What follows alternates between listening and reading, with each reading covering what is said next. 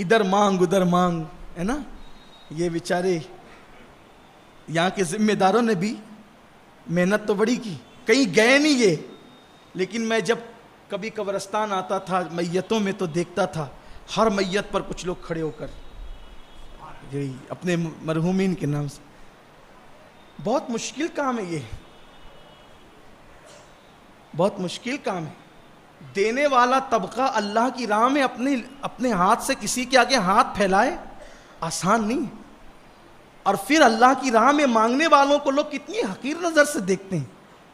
رمضان شریف میں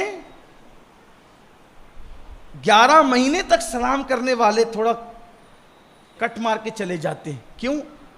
چندے کا موسم ہے نا، ابھی مانگ نہ لیں.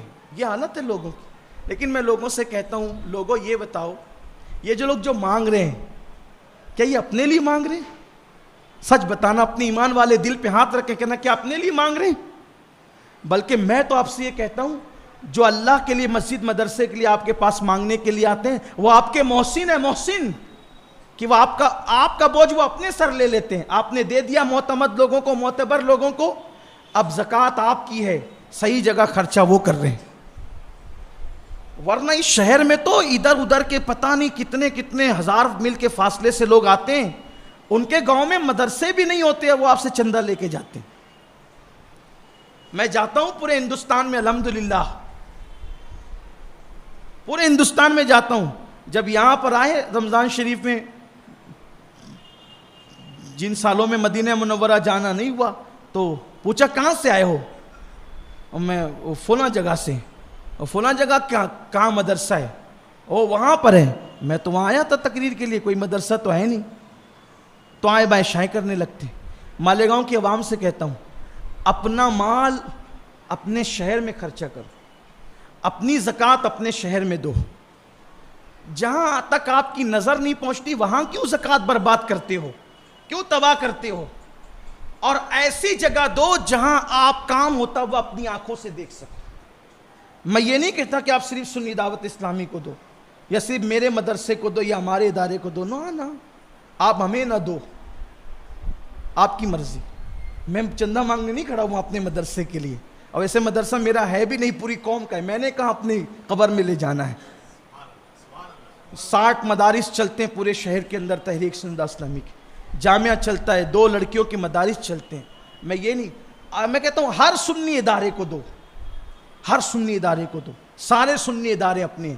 لیکن ایک بات کہتا ہوں، تھوڑا جھانک لو، آپ کی دی ہوئی رقم صحیح جگہ پہ لگ رہی ہے کہ نہیں لگ رہی.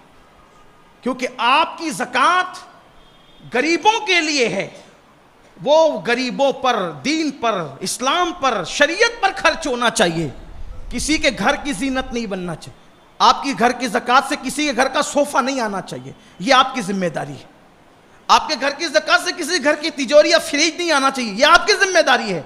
اس لیے کہ زکوٰۃ آپ کسی کو بھی اٹھا کے دے دے، وہ جانے اس کا کام جانے، کام نہیں چلتا، ادا ہی نہیں ہوگی. ڈھونڈو مستحقین کو. اور رمضان شریف آنے والا، یہ بھی کہتا ہوں، کچھ لوگوں کا ذہن بنا اٹھا کے سب مدرسوں کو دو، کچھ لوگ کا ذہن بنا اٹھا کے سب رشتہ داروں کو دو. دونوں غلط ہے.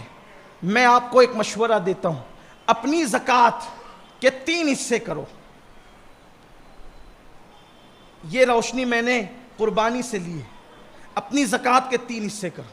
ایک حصہ دینی مدرسوں میں دو جہاں دین کا کام ہوتا ہے، لیکن وہیں جہاں کام ہوتا ہے، یہ جہاں آرام ہوتا ہے وہاں نہیں. کچھ مدرسے واقعی مدرسے ہیں، کچھ مدرسے اسلامی ہوٹل اور ہاسٹل بن گئے ہیں، صرف کھانا اور سونا ہے، کوئی پڑھائی نہیں. وہ آپ دیکھ لیں کہاں آئے، مجھے کچھ پتہ نہیں.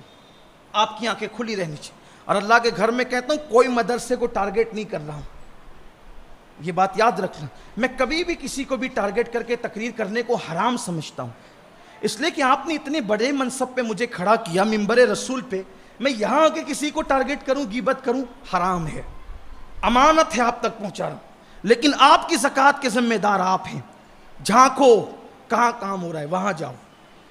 تو ایک دینی مدرسوں میں جہاں دین کا کام ہوتا ہے، ایک اپنے رشتہ داروں پر. اس لیے کہ رشتہ داروں کو زکوٰۃ دینے سے ڈبل ثواب ہے. ایک زکوٰۃ کا، ایک صلہ رحمی کا. ایک حصہ ان کو دو، اور ایک حصہ عام غریب مسلمان کو دو. تو تینوں کا بھلا ہو جائے گا، کیونکہ مدرسے یہ آپ کے چندے سے چلتے ہیں، یاد رکھنا. اور جب تک مدرسے حیات ہیں علم دین حیات ہے، اور جب تک علم حیات ہے انشاءاللہ اسلام زندہ رہے گا. اچھا امام آپ کو مدرسوں سے ملتا ہے، اس کا خیال رکھنا.